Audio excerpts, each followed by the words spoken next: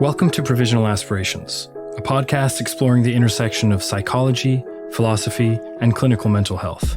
I'm Thomas W. Moore, religious trauma survivor and doctoral student in counselor education and supervision. Join me as I indulge my academic interest in the human spiritual experience, a curiosity that I couldn't fully explore as a member of a high-demand religious group. But now I'm learning out loud, and it feels great. Using the term love in 2024 feels decidedly passé. Dare I say, traditionalist. My generation speaks in the language of zodiac signs, attachment styles, and love languages, blending the evidence-based with the mythological, and calling upon the priestesses of progressive culture, our handy online therapists, to divine upon our romantic forays. We know how porn and sex impact our dopamine levels, and how heroin and a mother's love play upon our oxytocin receptors. But we don't talk about love. Of course, rainbow-colored t-shirts tell us that love is love, alluding to the equal sanctity of all forms of romantic union, demanding due respect for them from our societal institutions. But amidst our traumatic opposition to normative gender roles, and Chapel Rowan's frustrated abandonment of her poorly dressed male date for a super graphic ultra-modern girl, how do we frame the romantic love of the heterosexual dyad, if not as a shameful relic of a discarded cultural heritage? Sigmund Freud is the last person you would look to for the answer.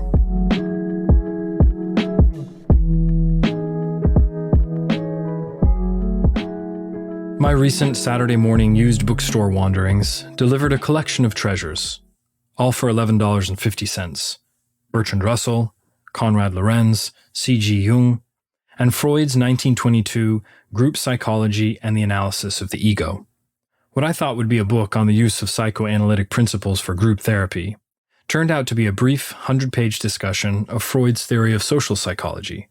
The book begins with a reaction to a popular book of the time, published in 1895 by the French polymath Gustave Le Bon, called La psychologie des foules. Fool is a false friend. It means crowd, not fool.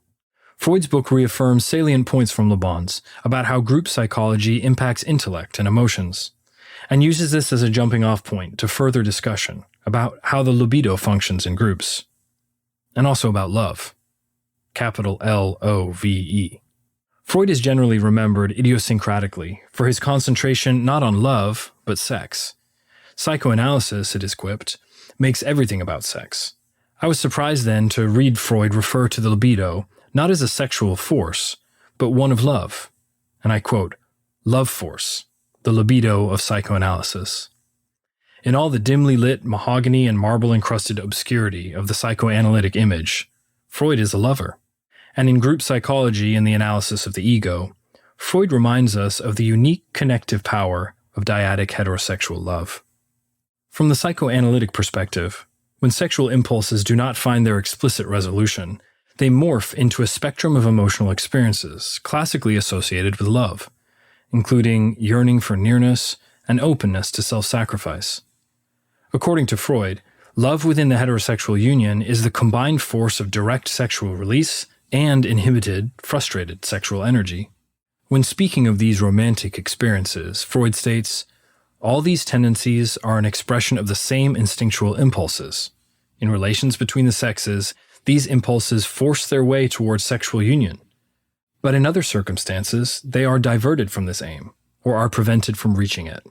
Freud, the Darwinist, centers the human organism's psychology on the necessity to survive and reproduce. From the materialist perspective, this is a difficult axiom to argue against. Everything beyond life, death, survival, and procreation becomes poetry. On the other hand, Freud, the poet, provides a formula for love, saying that the lover, and I quote, "succeeds in bringing about a certain degree of synthesis between the unsensual heavenly love and the sensual earthly love, and his relation to his sexual object is characterized by the interaction of uninhibited instincts and of instincts inhibited in their aim. The depth to which anyone is in love, as contrasted with his purely sensual desire, may be measured by the size of the share taken by the aim-inhibited instincts of affection." There it is. Get the equation just right, the perfect balance of sexual release and sexual sublimation, and you have love.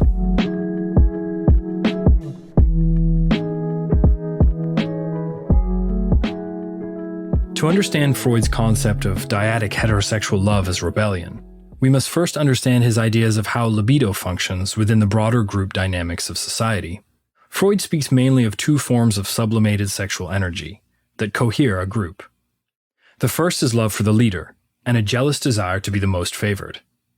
Sublimated libido for the group leader, as a transference object of infantile sexual motivation toward the mother or the father, creates a form of binding love. The second is libidinous love for other members, an affectionate unitive force, also complicated with reciprocal jealousy for having to share the special attention of the leader. As in sibling rivalry, Freud puts it this way, and I quote, "A group is clearly held together by a power of some kind, and to what power could this feat be better ascribed than to Eros, which holds together everything in the world?"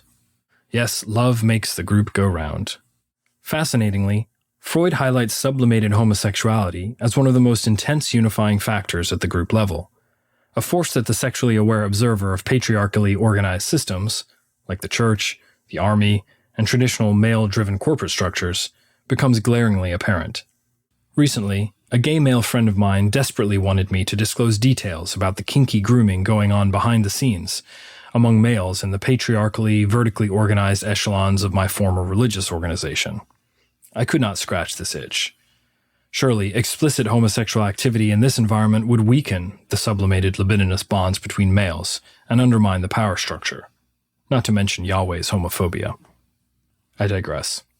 Freud also makes bold statements about the weakening of the intellect by group intimacy, comments that ring true for those of us with a history of enmeshment within a close-knit community, densely organized around ideology, to the exclusion of our individuality and discursive thought. On this matter, group psychology and the analysis of the ego provides a welcome counterforce to popular dialogue lamenting our loss of community and denigrating the Western value of individualism. Freud feels no need to apologize for his aloof objectivism about the primal and herd-like activity of the general populace. Something about his pre-Rogerian condescension feels refreshing. Like in this passage, and I quote, "Whereas the intellectual capacity of a group is always far below that of an individual, its ethical conduct may rise as high above it as it may sink deep below it." Freud provides a mechanism for the phenomenon of emotional contagion in the group, explaining that mirroring occurs between individuals, such that people immediately mimic each other's affective reactions, and that, and I quote, "the greater number of people in whom the same affect can be simultaneously observed, the stronger does this automatic compulsion grow," end quote. Freud even speaks to the potentiality of language to insidiously impact thinking within a group, a concept similar to Lifton's loading the language that I discuss at greater length in A Voice from Inside. Our subconscious never sleeps, passively absorbing connections between language and affect in our social environment. From there, our brains integrate this information into our perceived realities.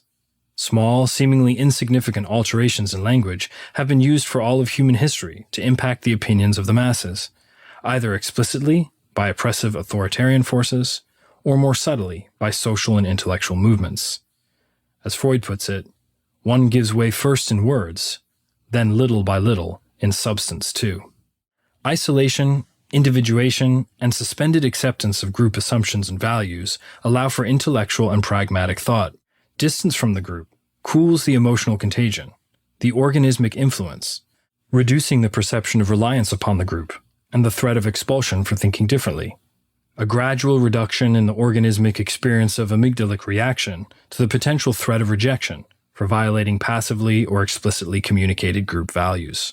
This is the perspective of the artist in obscurity, the mystic on the mountain, and, in a surprising and pointed recent phenomenon, the cult member who wakes up to the psychological oppression of their environment only when obligated by a higher power to distance themselves from the ritual movements and emotional mirroring of their brethren. I'm alluding, of course, to how many JWs woke up to their indoctrination during the COVID lockdown of 2020. The reversal of the effect of libidinous love within a group and the subsequent loss of intellect has led many a former religious fundamentalist or secular radical to later express with embarrassment and wonder, "How could I have been so stupid?"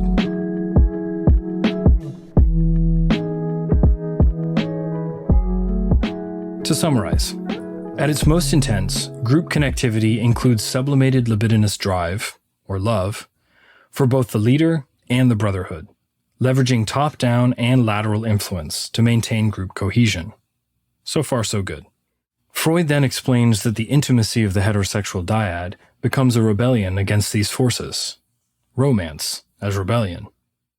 The intimacy and connectedness of the love bond have an interesting social function in Freud's view, and I quote, "Two people coming together for the purpose of sexual satisfaction, insofar as they seek for solitude, are making a demonstration against the herd instinct, the group feeling. The more they are in love, the more completely they suffice for each other. Their rejection of the group's influence is expressed in the shape of a sense of shame." End quote. The couple creates a private rebellion against the tyranny of the group. In their sacred chamber, they're set apart from the powers that be, the state, the academic, scientific, and clinical mechanisms, and the emotional and cognitive contagion of social movements. The rebelliousness of this separateness from the group is evidenced by the shame that the couple experiences about their private sexual activities. Their sexual union is a dilution of the sublimated sexual drive that coheres the group, a prioritization of the psychological intersubjectivity of the romantic union above the emotional contagion of community love. Incidentally, criticism of current societal pressure to publicly identify gender identity and sexual orientation may be a reaction to the perceived intrusion of the group into the private sexual rebellion. Seductive community acceptance threatens to disperse the libidinal force into the group, a deprivatization of the most intimate sexual motivations. The influence of post-structuralist and feminist thought, proliferated by therapy culture, has trained the modern secularist to dissect and fixate upon the dynamics of power in intimate relationships. The idea that one could be wholly devoted to another individual feels passé at best, and dangerous at worst. This is more than just a traumatic reaction to brokenheartedness. This is a real fear that a mismatch of social capital and the resulting power dynamic could cause someone to, quote-unquote, lose themselves in a romantic relationship. Indeed, as Freud warns, there is the potential that the object of affection takes the place of either the ego ideal, when an individual is placed on a pedestal, just slightly ahead of the hamster wheel that the other party runs on, or the ego itself, complete loss of individuality. But Freud's 1922 work brings the reader back to a lost ideal, the private romantic rebellion of two parties who nurture their complementary strengths, the sum of which becomes greater than its parts. In Freud's view, sexual shame reflects not a traumatic kernel of oppressive restriction on our libidinous freedom by top-down power, but rather the subconscious awareness of psychological rebellion against the group. The sacred speech of the romantic chamber, where we dare to speak honestly against both top-down oppressive power and community influence, renders us most vulnerable to violence from the former and rejection by the latter, and marks the transcendent intimacy of the romantic bond. In the trite, it's us against the world.